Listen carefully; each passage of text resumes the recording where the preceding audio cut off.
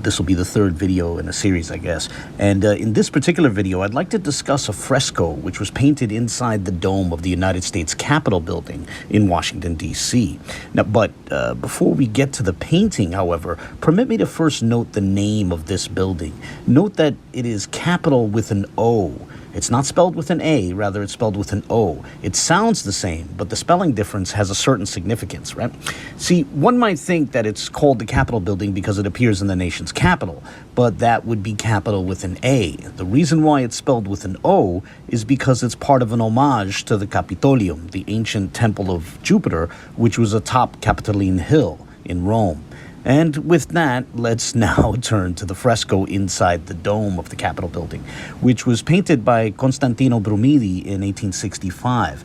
It's a complex and detailed work of art, and at the center of it is a depiction of the first president of the United States, George Washington. The name of the piece is the Apotheosis of Washington. Now, regarding that word, apotheosis, it can literally mean deification. In other words, this painting's name could be interpreted as referring to Washington becoming a god, or being exalted and raised amongst other gods, becoming one of the gods. Now, of course, one could counter that the word apotheosis can also be used in a less literal, more figurative sense to refer to a sort of exaggerated glorification or exaltation. So let's take a look at the painting and explore how literally one might interpret that title. Note that Washington himself seems to be flanked by the goddesses Libertas and Victoria, the latter also being known as Nike, or Nike in English. Underneath him is Colombia, the personification of the United States, visually, in a role akin to a goddess, but of course highly metaphorical, and that should be kept in mind as we interpret this. But as we move clockwise around the circle, we find the Roman goddess Minerva, who, by the way, was one of the deities in the Capitoline Triad, which was celebrated atop the aforementioned Capitoline Hill in Rome. Then, as we move along, we next come across what is perhaps the most recognizable example of a deity, that being Neptune, also known as Poseidon. And, this is perhaps the easiest example to point to when proposing that the painting depicts Washington as one among the gods. But moving along, at the 12 o'clock position, we come across a depiction of the Roman god Mercury, also known as Hermes.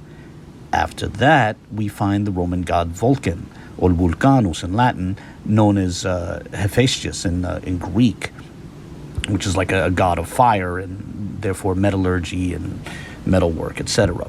But beyond that, we then complete the circuit and we find a depiction of the Roman goddess Ceres, often called Ceres in English. Now, admittedly, this painting is loaded with symbols, metaphors, and lots of allusions to various points in American history, in early American history. Nonetheless, when you think about all the different depictions of different deities, I think it's fair to interpret it as depicting George Washington becoming one of the gods, even if only playfully or metaphorically so. And, that said, I want to make a comment here about Freemasons. Now, as a disclaimer, I do not intend this reference in any sort of dark or conspiratorial way. I only bring them up because they no doubt played a role in the commissioning of this painting, and it's my understanding that Freemasons have historically been adamant about ultimately insisting on monotheism, which is to say, insisting that there is ultimately only one God. Now, that in itself could provide us with grounds for arguing that the various depictions of gods and goddesses here are mere metaphors. But another point of insight might be found in a sort of pantheist interpretation of the painting. See, on this view, the various gods would be aspects or emanations or manifestations of the one God. Perhaps that's a possible interpretation. And with that in mind, it's worth noting a part of the painting which we have not yet looked at, which is a banner above Washington with the famous slogan or motto, E pluribus unum, which means from many one, E pluribus unum. Now, of course, that is a ubiquitous American motto.